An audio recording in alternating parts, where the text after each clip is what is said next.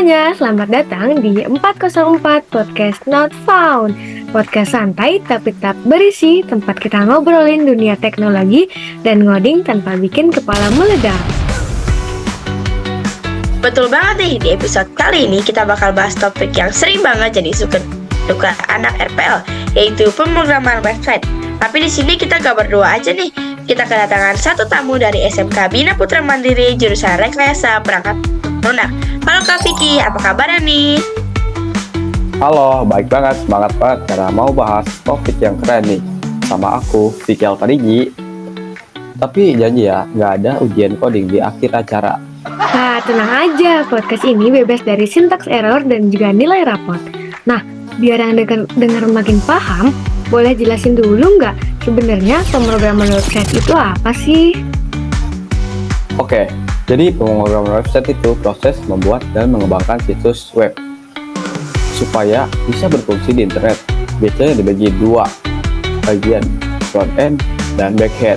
Front itu tampilan yang dilihat pengguna kayak warna, tombol, dan kotak ya. Sedangkan back end itu bagian belakang layar yang ngatur data dan logika pemrogramannya. Gampangnya gini aja, front end itu kayak tampilan toko yang dilihat pembeli, sedangkan back end itu gudangnya. Kalau gudangnya berantakan ya tokonya bisa kacau, tapi kalau tokonya jelek, pembelinya juga bisa kabur. Dua-duanya sangat penting. Wah, perumpamaan toko itu gampang banget ya dipahami. Aku jadi kebayang website itu kayak toko digital gitu ya. Tapi aku penasaran nih, kenapa sih Kak Vicky itu tertarik belajar pemrograman website? Kalau aku sih awalnya karena penasaran aja lihat orang ngetik-ngetik kode di laptop, terus tiba-tiba muncul tampilan di browser. Aku langsung mikir, wah keren banget. Akhirnya aku coba belajar HTML dan CSS, malah keterusan.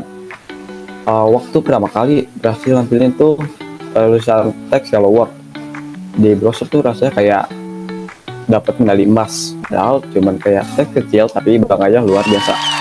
Hahaha, iya, semua programmer pasti pernah ngerasain momen Hello World pertama kali ya.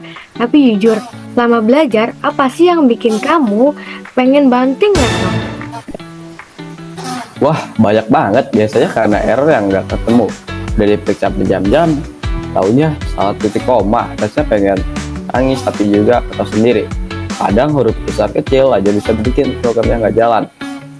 Benar-benar bikin antara mau frustasi atau mau uninstall VS Code ya. Oh, ternyata belajar pemrograman itu bukan soal logika ya, tapi ternyata soal kesabaran. Nah, kalau gitu, apa sih bagian yang paling seru dari pemrograman website ini? Yang paling seru itu waktu hasilnya udah jadi dan bisa dibuka orang lain. Misalnya bikin website sekolah atau portfolio. Terus teman-teman bisa buka HP mereka, rasanya bangga banget.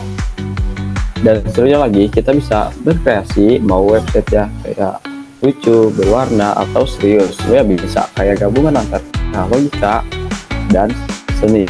Jadi nggak monoton.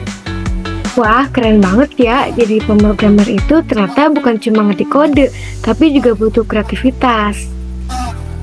Nah, terakhir nih buat teman-teman yang baru belajar pemrograman website, gratis atau pesan jadi dari Kak Vicky. Tips dari aku, jangan takut mulai. Awal-awal pasti pusing.